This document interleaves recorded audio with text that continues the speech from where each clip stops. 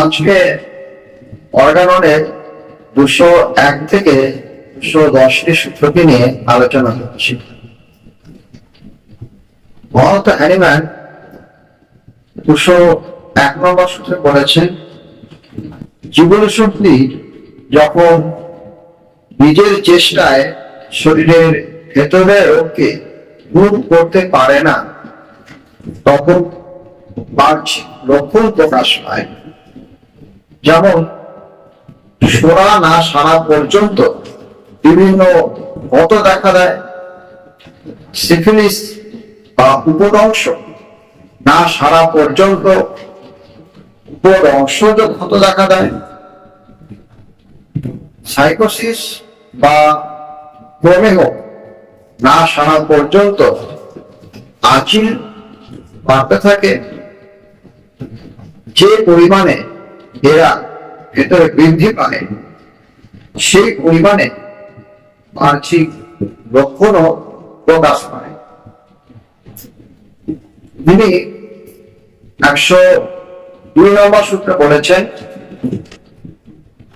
এই অবস্থায় যদি এলোপ্যাথিক চিকিৎসায় বাহ্যিক লক্ষণ দূর করে, তবে শরীরের ভেতরে নানা উপসর্গ তৈরি করে রোগকে আরো বাড়িয়ে দেয়। কারণ রোগটি কেবলমাত্র বাইরে থেকে সেরেছে, কিন্তু ভেতরে রোগটি সারেনি।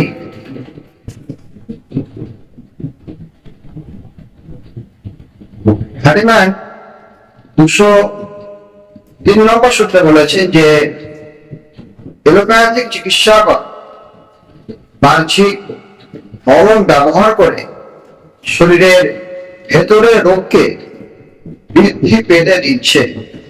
এই প্রথা সম্পূর্ণ অহিতকর, অমঙ্গলকর এবং অবিবেচক।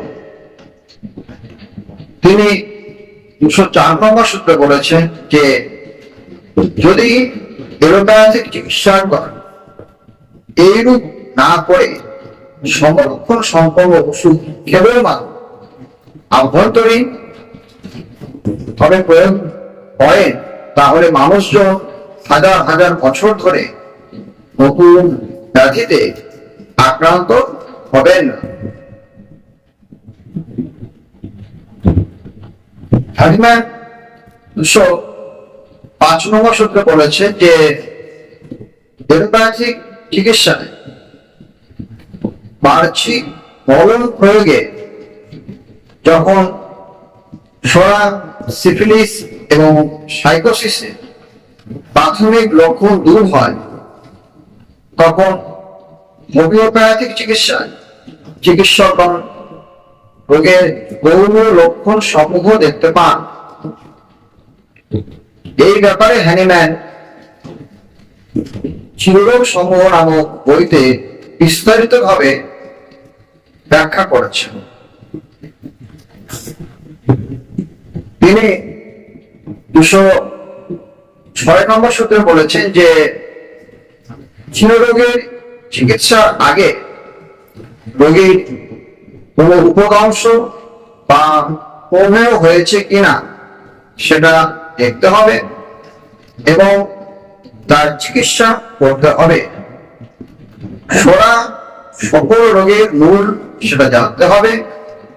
তাই দেখা যায় উপদংশ বা প্রমেহ কখনোই একা থাকতে পারে না, এদের সঙ্গে সোরা অবশ্যই যুক্ত হবে।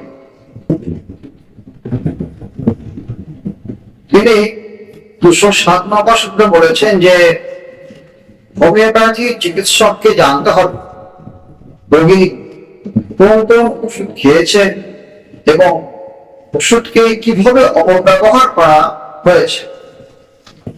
এর দ্বারা এটাই জানতে পারা যাবে।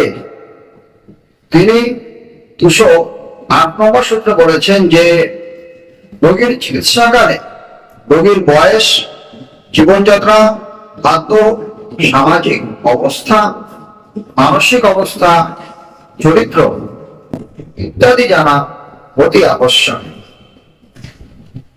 তিনি 209 সূত্রে বলেছেন যে চিকিৎসক রোগীর নিকট বারবার কথাবার্তা দ্বারা রোগীর পূর্ণ প্রতিকৃতি দেবার চেষ্টা করবেন।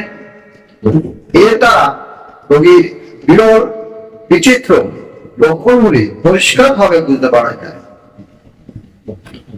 যার ফলে উপযুক্ত সমলক্ষণ সম্পন্ন ওষুধ বা অন্য ওষুধ নির্বাচন করা খুবই সহজসাধ্য হয়ে ওঠে।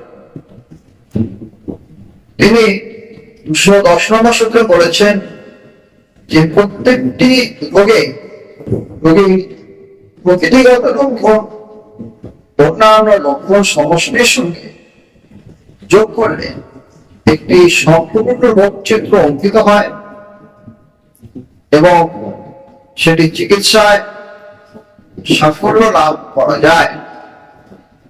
ধন্যবাদ।